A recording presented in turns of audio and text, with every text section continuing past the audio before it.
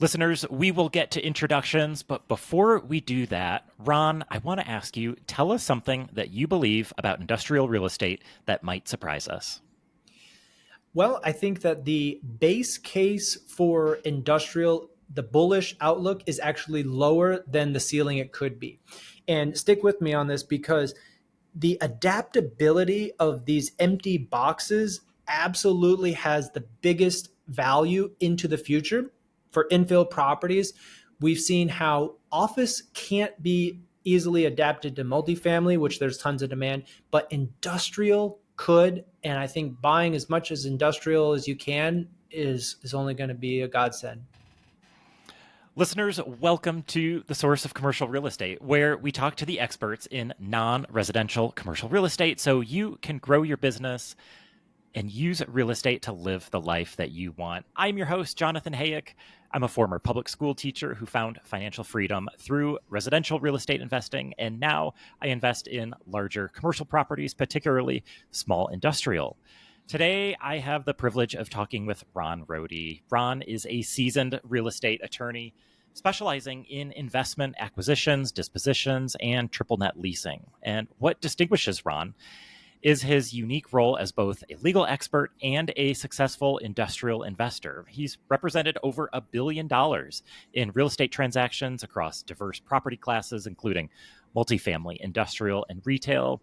And as a principal, he currently owns a robust portfolio comprising over 120,000 square feet of industrial triple net properties with 15 acres of outdoor storage. Ron, I'm sincerely looking forward to this conversation. Thank you so much for joining me. How are you today?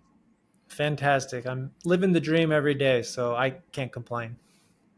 Ron, why don't we start our conversation with you telling us a little bit more about your background, how you got started in real estate, and what your work looks like today? Yeah, I grew up in the North Texas area here. My parents were actually involved in real estate through businesses as well as investing. So I've always been exposed to real estate investing. I started, like most people, buying SFR. When I had my first job, I basically saved money and then bought a single family residential with a long-term tenant because I thought that's what you did. But after buying six of them, even with property management, it's too much. It's a lot of decisions, renewals, and roof replacements and water heaters. So I was looking for a new asset class that I could deploy more equity, longer term leases, and hopefully fewer landlord obligations. So I wasn't always chasing the toilets kind of thing. So I picked industrial. I've been investing in that asset class for the last 5 years. Never looked back. I love it, and yeah, that's I guess where I am today. Will you talk more about what drew you to industrial? It sounds like I connected with a lot of what you said about the management piece, but it sounded like you were looking for a transition to get out of single family rentals, get into something else. That something else, you could have gone to larger multifamily or retail strips or office, but you chose industrial. So, what was it about industrial that drew you to it, and why do you love it? Yeah, that's a great point. I looked very hard at multifamily, and I had a lot of friends or colleagues that were in that space doing syndications. And I think I probably would have hopefully sold at the peak of multifamily too. But industrial was appealing because of the long-term leases. I wanted to deal with businesses who were presumably more rational and less emotional than just consumer, people. And the place where you live is a very important piece of any person's life. And I understood that, but I also that came some urgency with that. So industrial, maybe compared to retail or office, it's the lowest need. It's just functional space, I would say. If the property doesn't leak, if the doors work and the plumbing works, that's pretty much all they need. They don't worry about dirty windows or this thing is leak or makes noise, this thing squeaks. If it's functional, it works for their business, and they're going to mostly leave you alone. And so that's how I picked industrial. The outlook, I think, was a little bit influenced in hindsight, okay, I don't think this is necessarily a good analysis, but I thought, okay, e-com is growing. I think as people buy more online, it's going to trickle down to more demand for industrial. And it's true. Wasn't the best logic, I think, because the stuff that I buy, the stuff that I currently own, is really not affected by a 600,000 square foot distribution bomber building from FedEx. I mean, maybe in some weird way, but not really. And so that was one of my beliefs or thesis. So Yeah, I mean, it seems like it's worked out well for you. And so tell us a little bit more about what does your portfolio look like and what's your buy box? What type of, it sounds like you're not after those 600,000 square foot FedEx or Amazon not yet, warehouses. not So, unless so I. what are you after? Yeah, so right now we're buying industrial outdoor storage, which is a niche, kind of a sub asset class of industrial as a whole. And what I define it as, lots of people can have their own definition, is low coverage industrial. And by low coverage, I mean if you look at the FAR ratio, floor area coverage, if you have 1 acre, 43,000 square feet, um, if you have 10,000 square feet, it's about 25%. And so that would actually be above. If I had a 1 acre property, I would want to look for a building that was less than 10,000 square feet. So something in the 4, the 6, maybe 8K range on a 1 acre graded, presumably graveled, fenced storage area. That's what I consider industrial outdoor storage. I think well, our buy box is infill. So we're not buying in tertiary markets. We don't want to be next to farmland. We don't want to be next to a lot of vacant lots just because you don't get that price protection and price appreciation. I believe that our buy box too is this DFW. For right now, we can spend a lot of money just buying within DFW. But other than that, you know, we're actively looking for deals in DFW, more than 4 acres. That's kind of a threshold cutoff for us. The deals under that are a little bit too small. Just you've got fixed costs in commercial, and it's hard sometimes to make those deals pencil for your time. Even if you hit it out of the park, on a 1.5 acre deal, what's your upside? You make 200 grand. It's like, okay, well, um, not the best, but that's my buy box. 4 acres, infill DFW, existing tenant or not, but low coverage. It can be that tilt wall, small building. It doesn't need to have a warehouse component. Doesn't need to have grade high, paved or gravel. We could do the improvement work, so we could have dirt in the back lot. Um, Great. Well, that's really interesting. And it sounds like you're looking for infill location. So you're not going out into the sticks. You're not looking for ranch land that is, available and maybe has great freeway access, but there's nothing around it. You're looking for something in the city, surrounded by other properties. And so, did you say that it doesn't necessarily have to have a structure on site? Yeah, so that's a great question. I think when I first started or crystallized this buy box a couple of years ago, we were open to pure yard. And that's, yard that doesn't have a building. You can still have improvements, fence, gate, lighting, a lot of things you can still do, gravel, but it wouldn't have a building. And those are harder to lease to triple net tenants. Truck parking is one thing that's good for those, and that's something that we do on pure yard spaces. But I would say I would not buy pure yard today in 2024. It's just a little bit too hard to lease out, and the upside is different. It's a little bit more challenging. So, yeah, pure yard, a little bit harder, but with a building, I would look at it. Okay, so that's really interesting. Can you give us a little more detail? Why is Pure Yard? Maybe it's a great location, but there's no structure on site. Can you detail a little bit more about why Pure Yard is harder to lease and not in your wheelhouse? Absolutely. Yeah. So pure yard, it's more restrictive on permitted uses. So this is back to the city's enforcement. We're in the city. We are close to the clients and the customers that our tenants serve. But without a building, with a building, you can get a broader set of accessory uses, which is, I'll just say this as an example, a nursery. You can store a bunch of pallets of ceramics or firewood or stuff outside if it's CO use as a nursery and you have some component of a building to do sales. If you were a pure yard, you would not be able to store pallets just in the dirt, storage. And it's a small difference, but it really opens up a broader range of permitted uses by right if you have a building. It's a little surprising to me. I don't own any iOS. Do you know, is the jurisdiction that you operate in DFW, are they especially I don't know, are they especially restrictive in their uses? I mean, that seems like, oh, you can't store pallets here. It has to be vehicles or it has to be whatever. Do you think they're especially difficult to deal with in your area? Yes, it's difficult everywhere. I think that cities, and to your point, what jurisdiction? Well, I'm operating under 14 different jurisdictions because it's all a local municipality, city level. City of Dallas, City of Plano, City of Grand Prairie, City of Arlington, City of Fort Worth.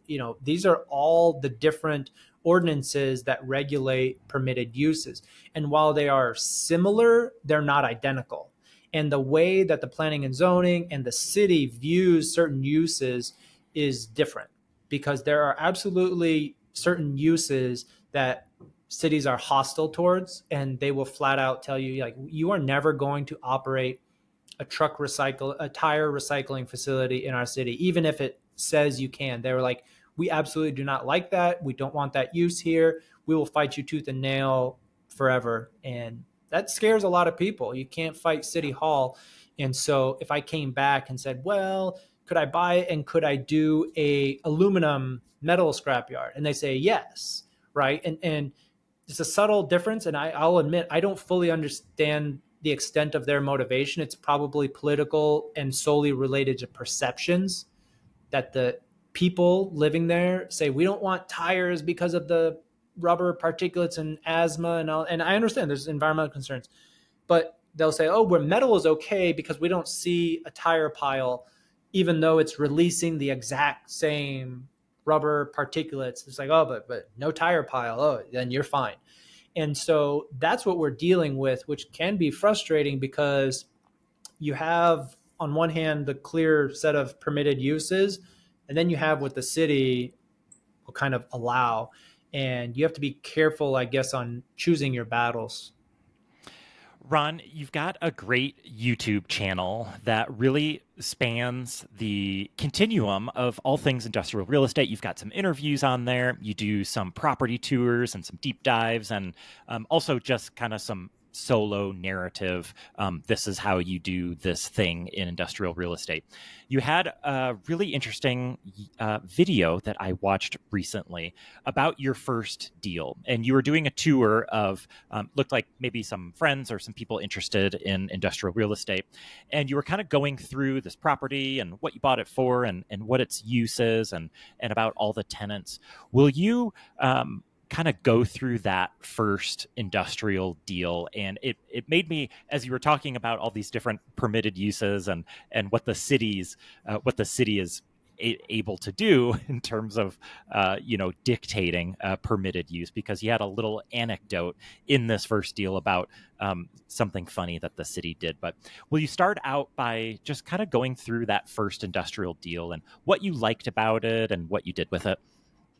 Absolutely. So this was in Plano, Texas. It's a fantastic neighborhood, high income, high growth, great location, and it's a 4 acre rectangular parcel right off of the highway. Exit off the freeway type of thing, with a 37,000 square foot building on there. It's a metal, clear span building. It has the masonry tenant is the main tenant that uses outdoor storage for their masonry materials. So like stone and bricks and different types of, I guess, brickwork materials, but they store it all outside. So they got like the Austin stone, they've got flagstone, they got tons of pallets of that. And it's a great use for them because they can get the stuff in and out. um, I got this deal from a wholesaler. I will say, an investor in the market. Now he's a pretty big one, but he was a little bit too small at the time for him. And so he said, "Hey, Ron, do you want to buy this?" And I said, "Yes." So in that regard, it helped because somebody else was already under contract and they'd already done a fair amount of due diligence, at least in terms of ordering the reports. And so I was able to get the benefit of stepping into their shoes kind of with the train already moving. I kind of like jumped onto the train. It wasn't rocking and rolling, but it was moving in the right direction. So that definitely helped alleviate some of that. And since then, we have just grown NOI. The tenants have been great, paying on time, no major capex. I think we've replaced the gate. I did replace the front gate once, and I had some motor issues, but we're talking like $2,000, $1,000, and then replacing the gate I think was big, like 5 or 6. But that's the only thing I've had in 4 years of ownership, which is really pretty great. And I think it speaks to single tenant. Well, the triple net, they maintain everything, so they fix stuff when the lock doesn't lock. When something falls off the building, they fix it. Uh, and what I was telling the story, these are actually some interns. I have a real estate intern this summer, first time, and a law student intern, which I always have some SMU law students working in the firm. And it was a mulching company that's next door. They basically take raw wood or whatever and chop it up. They'll either like treat it. I think they dye it there, and they have just these massive piles. But the black mulch in particular, when they pick it up and put it into bags, they put it into the back of pickup trucks. It creates this dust, and it's kind of a fine black powder that just gets over everywhere. And so the city came in and required them to install netting. Just think Top Golf, like driving range in a city, massive 50-foot telephone poles, and there's got to be a dozen of them struck in the ground with some pretty fine netting, black netting too. That's fairly large, 50 feet up, all down the length of the property. So we're talking, like 200 feet down the property, and it was an attempt to try to catch the dust, to limit, it's blowing around. There's a Sam's Club, there's a gas station adjacent, and I think they just don't want to be covered in dust. And it, I don't know, objectively, would I want to live next to it? No, I would not. That's how bad it is. But for a business, I think it's okay. Anyway, after a couple years, the city, after making them do this, spend considerable costs, said, actually, we changed our mind. The giant netting is an eyesore, and you got to take it down. So I say that story because you got to be prepared for those types of situations. And in that situation, the tenant, I think, paid for it. The landlord investor didn't have to, but still there was compliance. And I'm sure the landlord had to do something, right? Reviewing contracts, approving this, or arguing on behalf of the tenant, or helping the tenant, whatever. It's not like the landlord just sat back and did nothing while these massive poles were erected on their property. And so you can see it as a reminder. There's about 4 foot high, just a row of telephone poles is just a strange little reminder of how the city is incredibly powerful, and you got to choose your battles with them because they have a lot of influence. And to clarify, that mulch tenant was not your tenant. That was a neighboring Correct. property to yours. That's right. So it wasn't my property.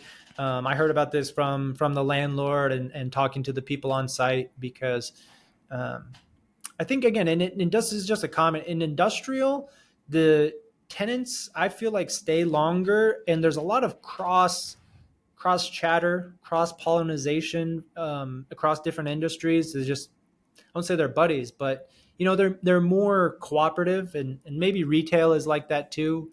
So you get a lot of information, and as soon as I bought the property, somebody on my side says, "Oh, you got to go talk to Joe and introduce yourself." So I have his number, and that's how we chatted and stuff. But everybody tries, I think, to be good neighbors in that regard for industrial. Is it unusual to find deals off market like you found that deal? No, no. In fact, we've bought the last, well, not the last one. The last one was on market, but the one before that was off market.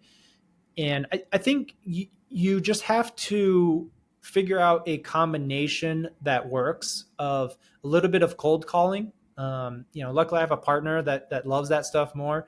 We'll drive through different neighborhoods, and we say, "Oh, this looks like good property." He'll just go in. So, "You want to go in?" And I say, "Oh, well, we'll just put it in our notes." And he's like, "Let's go in. Let's go talk to them."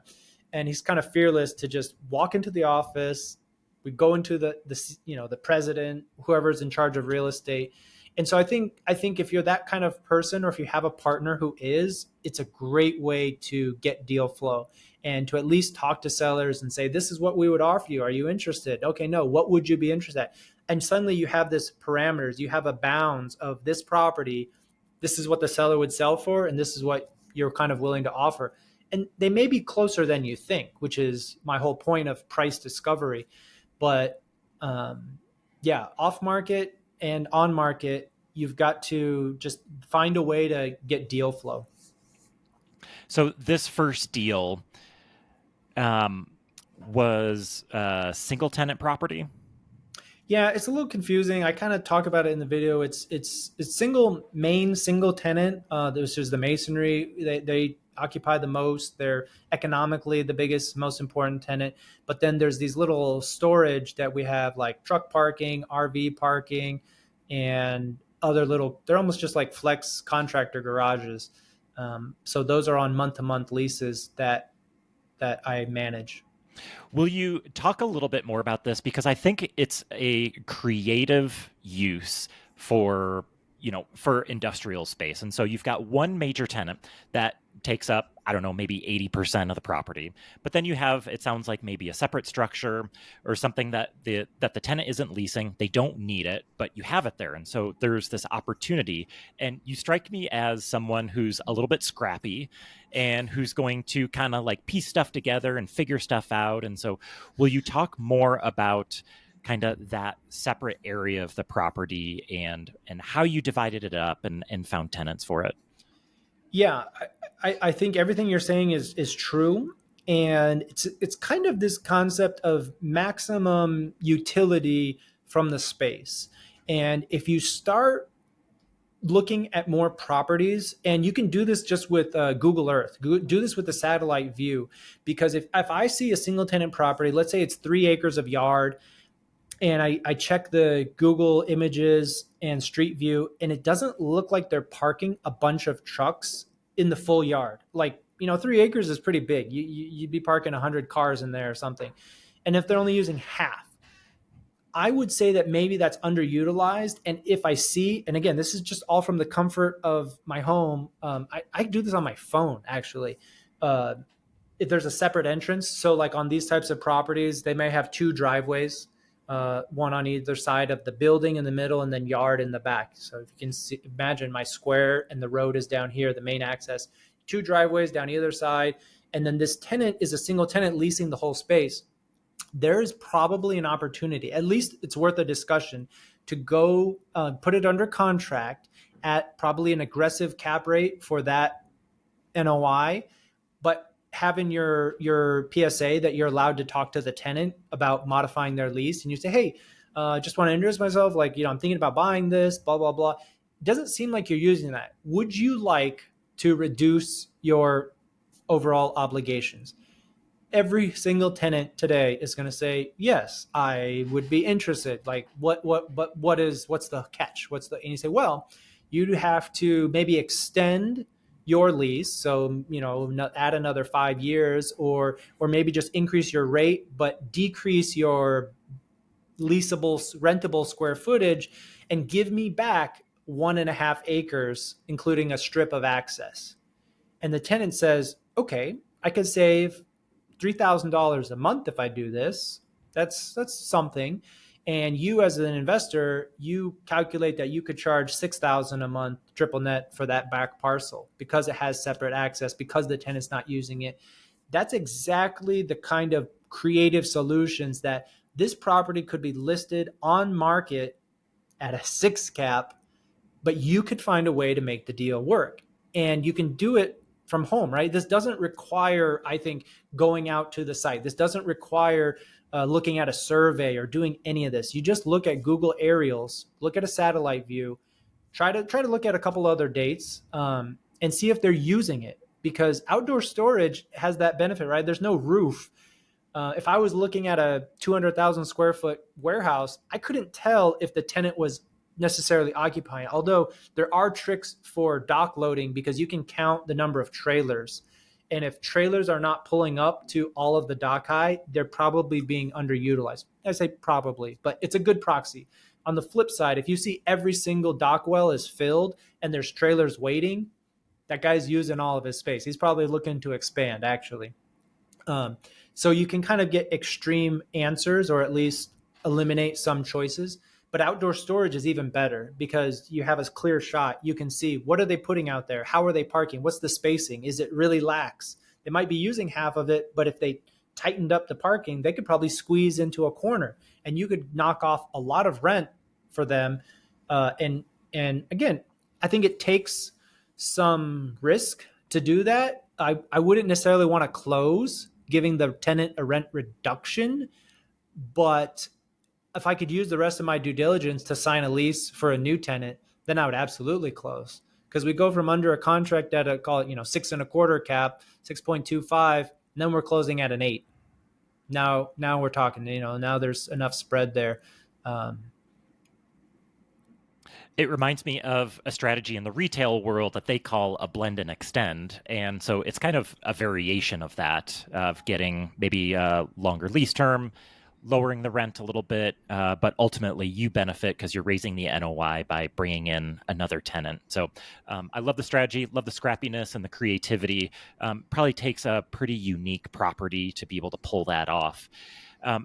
On this particular property, did you have to do any site work to, to make it accessible or to make it, function the way that you wanted it to function? No, we didn't. And I say that's one of the things. I was planning on painting the exterior because it was a little bit, they had some mismatched panels and some stuff was faded. I kind of talked to the tenant about it and they just indicated they had zero value in it. It was kind of funny. The tenant joked with me. He was like, you can paint it pink for all I care. I put zero value on the paint. And I was like, oh, okay, well, maybe I won't do that because he didn't even seem to have any value. It was no goodwill at all. I don't know if I regret that or not, but no, zero capex. We do have normal repairs and maintenance because we've got chain link fence, we've got barb, 3-strand barb. Like I said, the accessibility is important. We've added some security cameras. These are not big ticket items. It's like $150 for a SIM card, solar powered camera. And we pop in a couple of those. Like I said, the gate's been the big one, but no major capex, no reconfiguration, no demising.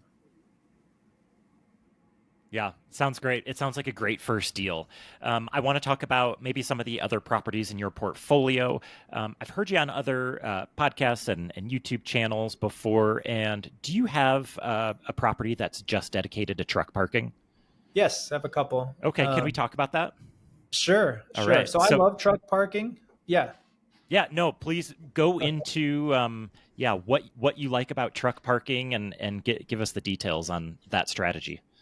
Yeah. So truck parking, what we mean when we say that is dedicated semi trucks. These are your big 18-wheelers, 53-foot trailers. They can be dump trailers. They can be flatbeds. They can be, storage. I don't think I have any reefers, which is like a refrigerated trailer. But that's what we mean. And they are a sub asset class of iOS, of industrial, and they're just super niche. But the reason we love it is just the numbers. The demand for parking is through the roof.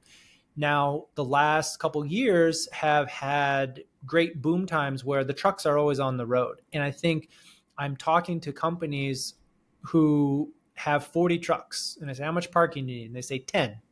And I, well, you only need 10 parking spaces? And they say, our trucks are all on the road. They're crossing the country. They're doing this. They're running up to Chicago. They're going to Illinois. They're going to, New Jersey. And they'll be back here for a little bit, but then they're on the road again. If the economy slows down, more of those trucks will come home to roost, so to speak. And I always misquote this number, so maybe you can fact check. It's like 900,000, 3 million trucks on the road and 300,000 commercial parking spaces. And in addition to that, there are cities that are passing more ordinances to fine people. And I did a little short video. San Antonio passed a new ordinance really cracking down because they banned it from residential streets. So no tractor trailers. You can't do the Bobcat, the front tractor part. You can't park that on residential streets overnight. And then they allowed it to park in commercial districts. And the problem with that is commercial doesn't really mean industrial to a lot of people. And so they were parking a bunch of tractors in front of restaurants. And you can imagine these restaurant owners are livid. People can't park to come into their restaurant, or it's hard. I mean, if you've ever driven around these guys, if they're parking on the street, it's hard to pull into the parking lot. Just you can't see, the visibility is poor. And so the city passed more laws, increased the fine, so you can't park, more than 2 consecutive days in commercial. And they're really just trying to push these trucks in the places that they should be, which is industrial parking lots. That's a benefit for us. When the fine of one night violation for one of these truck drivers equals a 1 month of parking, why wouldn't they just pay to park? It doesn't seem like a risk that most logical people will take, even if it's just for one night, right? You should just pay for the lot for the whole month and not risk a fine in the city. And so that's why we love truck parking. It's got a lot of demand. They don't have an alternative. These are clients that have the capacity to pay, right? We're talking about 75, 100 grand for the trucks. So it's not a cheap asset that they want to just park in the farm, rural land and just leave it unsecured, right? People steal diesel. They'll break into the trucks to steal CB radios. So security is important. You can't just park it in a field or in a empty lot somewhere and walk back expecting your truck to be okay. So that's why we love it, and I think that, like most things, you get the most benefit from being an expert and having some scale, and that's what we're trying to build in DFW. But that's my very long intro to truck parking and why I love it. Will you describe the ideal location and property size? What makes, when you see a property, what makes you say, oh, that would be great for truck parking? Yeah, again, infill. You want to be close to the people, either the drivers or their service locations. If they're on like a dedicated route, that's where they're going to be going to do the pickups, and they drive around in a circle or kind of thing. I would almost say I want off of a big road, but not major frontage, because it's a little bit too expensive, or it's not the highest and best use. So me as an investor, I'm kind of constantly going to be in this tug between, oh, should I just sell? Like, it's really valuable. Should I just sell? And I'm not able to commit to, hey, this is truck parking. It's a great location. It's got multiple entrances. To your point, physical characteristics, I would look for deceleration lane or some type of turn off where they can get off of the road the full length, 75 feet, before they get to the gate. And so there's a couple different styles you can have, like I'm doing a lot of graphics today, like a recessed pull in where the gate is here, the fence line is here, but then there's a L shape for the trucks to turn in, and then the gate is recessed 70 or 85 feet in the square of the lot. So I think you can picture. But that's what I would look for is if it has fencing, if it has that gate there, those are great. If we have the ability to install an automatic gate in that fashion, those are great. Um, Fully fenced. I think location is just you want to be on a big road, but not the biggest. And that's what we would look for. Obviously, flat and level. You want the neighboring uses to be non-residential. You want them probably industrial. Big box warehouse is great, or other types of industrial flex users. Um, you just don't want to be next to like mobile homes or apartment complexes for a variety of reasons, right? Like crime, but like complaints and just general traffic. You don't want an accident, these big tractor trailers hitting somebody and then the city getting up in arms, and obviously trying to limit those interactions. So a good location for me is in an industrial area that there's no little kids in cars or in the area at all. So in a properly zoned area, and truck parking by right. That's what you'd want. Truck and trailer parking by right. Sure. And I mean, we'd have to admit that it's probably not the most attractive use for space. And so, if it's next to a residential or a school or something like that, people might not be thrilled with the use of that space. Tell me about kind of the surface type. Are these entirely paved? Is it kind of crushed gravel? Is it just dirt? What's that like? Absolutely. So it can be. It can be all three of those. And I posted on Twitter kind of my own internal classification because, again, with iOS, there are not a lot of standards. I think multifamily office clearly and retail, they have very clear BOMA standards of like, this is a class A building because it has XYZ. It has this type of elevator. It has, this type of lighting. There's a lot of objective standards that can quantify Class A. In iOS, it's still the Wild West in terms of everybody's free for all. So I kind of have this standard of Class A is based on paved, obviously fully fenced, secure, it should have lighting. You may have some amenities like a bathroom, trash, and then the big thing too, so automatic gate, sorry, I'll include that, some type of access control. But then they may also have on-site premise like security or some type of guard, whether it's like during day hours or 24 hours. That's really, I would say, Class A. That's the top of the top. It's a great place to park your truck. Picnic tables for you to sit there, Wi-Fi, and you're going to pay a premium. That's going to be the best of the best. And the one that we always talk about, there's a truck parking in Miami off 95 it's got like palm trees. I mean, it's just a relaxing. They get food trucks to come in and like serve. They've got showers. It's really, it's a great truck And parking and spot. there's demand for that kind of product. Yeah, $750 a month. I mean, it's crazy.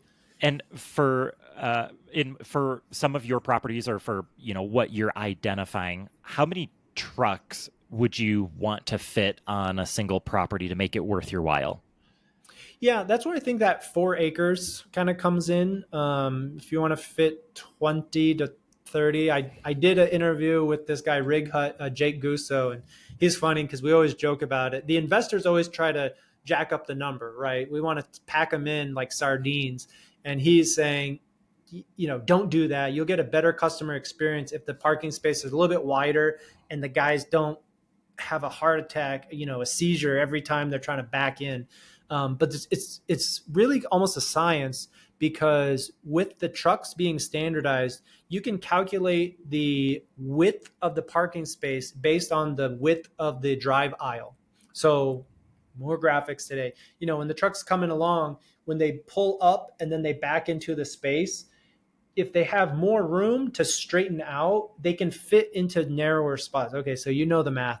But he can draw all these charts and he has some of the graphs, and it's super cool because it's so logical and it's great. He does like site planning for me on laying out some of these yards, and he uses that math to say, well, if you narrow the drive width, you have to make these wider, and it depends on the shape of your lot. It depends on your entrances, but all of these things factor into how many trucks can you fit, roughly I'll say 20 to 30 on a lot. And is there a structure on these properties, or is it just open space? Uh, yes, it's both. It's both. Okay. Yeah. So like we offer trash, we do tire removal. We've actually been looking into wholesale lubricants. So these guys are doing a ton of oil changes. They're doing coolant. They're doing differential fluid. They're doing filters, oil filters and air filters. And we actually got approached by a distributor as like, hey, I saw you have all these trucks and they're doing all these oil. Would you want to sell at wholesale? He's a wholesaler. He'll sell it to me. And it's not lucrative too much, but it's kind of just that accretive margin. And I think it's a service, right? If you can buy the stuff that you're buying, and I'm not trying to overcharge them for convenience. I'm just like an AutoZone. I'm a O'Reilly's, Napa Auto. I just sell it at retail, same price they're kind of buying at, but I'll make their retailer margin for a captive audience. I would do it, right? It's convenient to buy if it's the same price um, on site. You don't have to lug the oil around. So we're kind of looking into that. I need to do some more research with the drivers and talk to them about what type of oil they buy, because there's a couple different weights that they might use, and then estimating the frequency. But I don't know, there's all sorts of things that you can do in this type of sub market to generate more NOI. And I guess that's my point of all this. You're not locked into just a single tenant on a 5-year net lease where the rate bumps are fixed and you have no levers to pull to increase it. With truck parking, you can just hear the enthusiasm in my voice. We have all these different things that we can do, and we can just raise rates too. We're on monthly, right? I try not to do it more than 2 or 3 times a year, but I can just raise rates. And we lose some people and we gain some people. We have a lot of online leads, Google Maps, Facebook ads. We get tons of inquiries all the time, and we quote them the new price, and they say, "Okay, sure, I'll move in." Pay by credit card. Boom, they get the access code. They can punch it in, and they have access to the yard. I think you said something that really hits on it for me, and you said it's a service. In terms of providing the oil, you're not going to make a ton of money, selling these jugs of oil to them, but it'd be the same thing like if you offered showers or vending machines. You're not getting rich off that stuff, but it makes your property an attractive place that truckers want to spend time at. And when it comes time for the next month to renew, they're going to say, "Wow, this place is really convenient. I can get oil. I can shower. I can get a bag of chips, and it has everything that I need." And so it's just about creating a great experience for your tenants. Will you talk a little bit about? I see this kind of push and pull because we started the conversation talking about the wonders of having a single tenant net lease property, which I love. I own single tenant net lease industrial properties, and I'm continuing to look for more. I love that asset class. But then you're also, it seems to me, maybe balancing your portfolio with this IOS strategy, which is could be a little more volatile.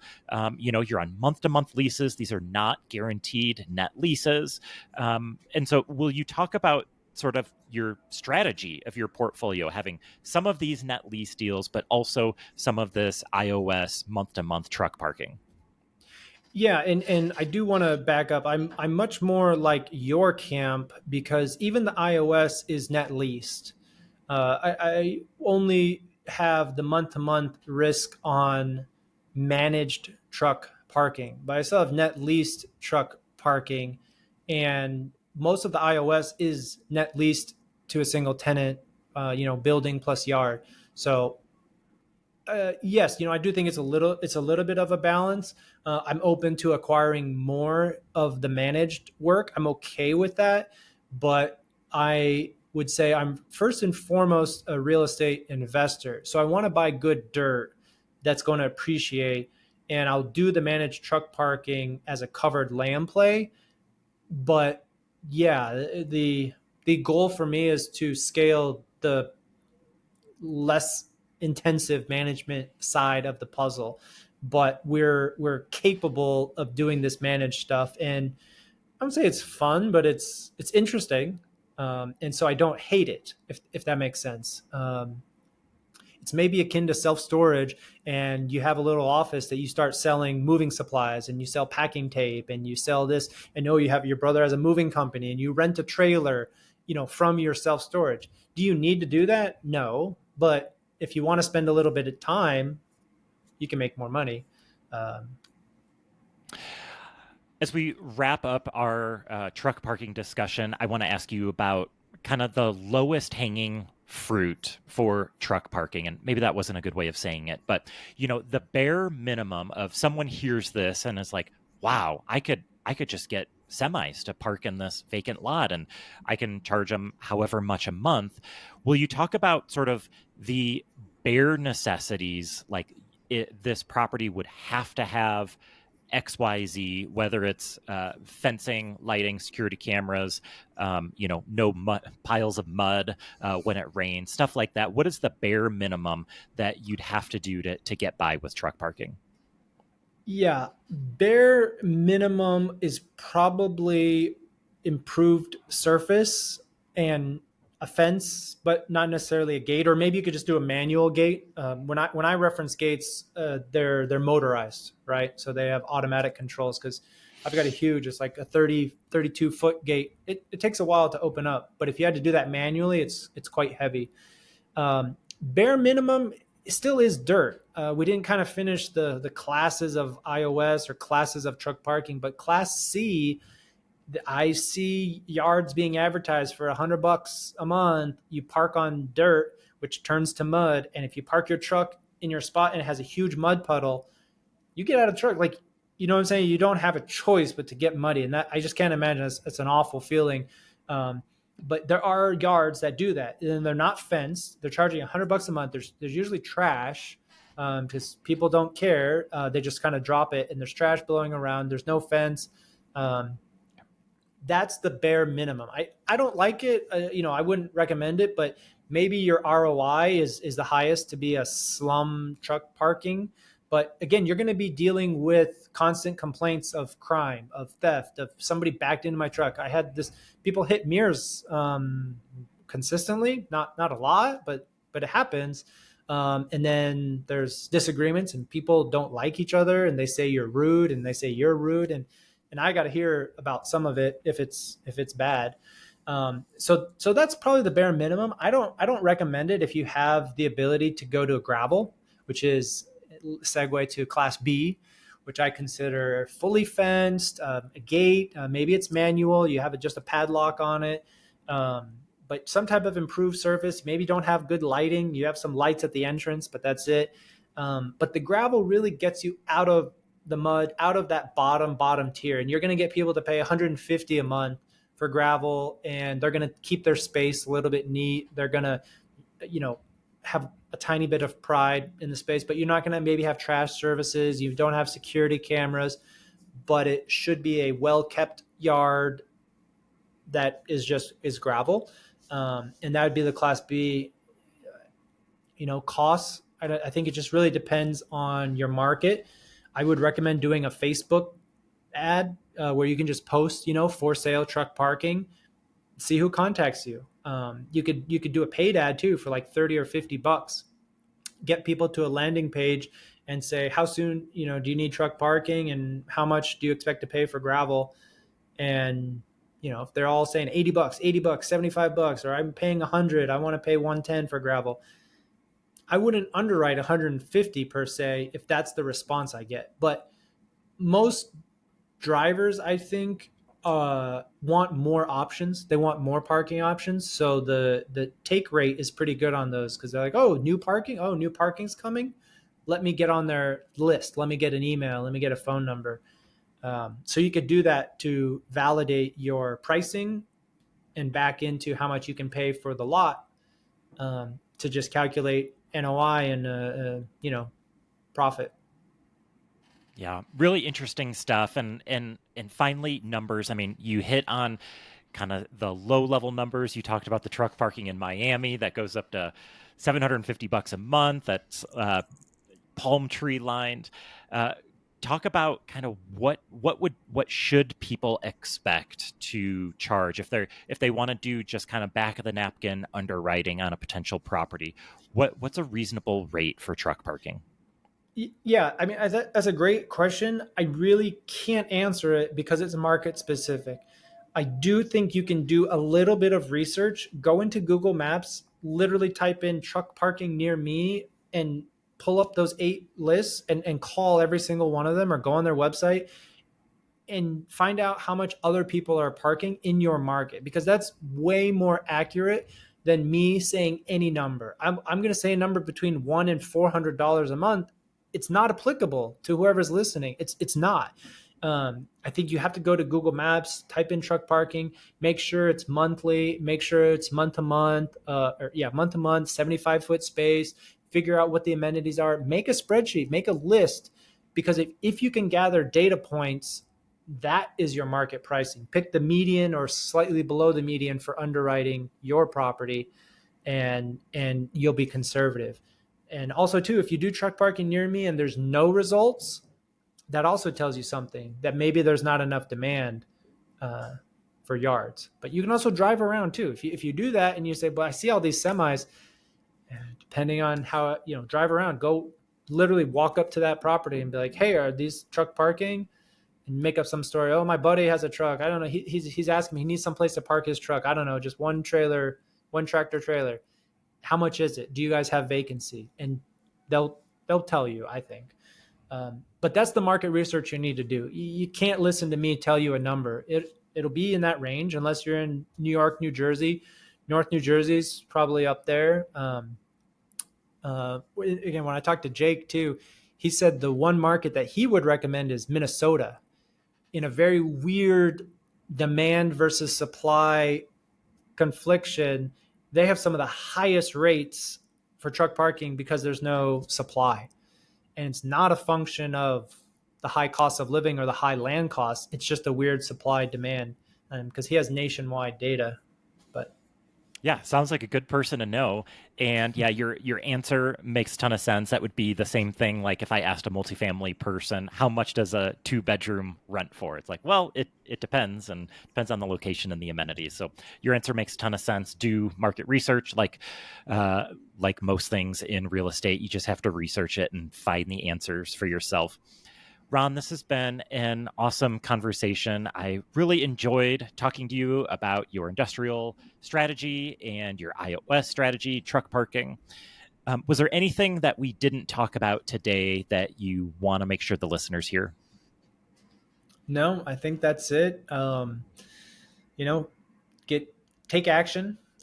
Just do something. That's my only advice. And finally, if listeners heard you and they want to connect with you and learn more about you, where would you like to send listeners? Best place is my YouTube channel. Search for Ronald Rohde Law, RONALD ROHDE Law. I post everything on YouTube, and there's links to my website and email, but that's the number one way to stay in touch. And listeners, if you stayed with us this long, you would love his YouTube channel. He's got great content there. He really gets into the weeds about a lot of this stuff, has some great interviews, and just overall great content if you're interested in industrial real estate. So definitely worthwhile to check out. Ron, thank you so much for joining me today. Thanks, Jonathan. Enjoyed it. Listeners, if you enjoyed this conversation, feel free to reach out to either one of us. We clearly love talking about commercial real estate, and we would love to connect with you. We have another great interview coming next week, so we look forward to having you back.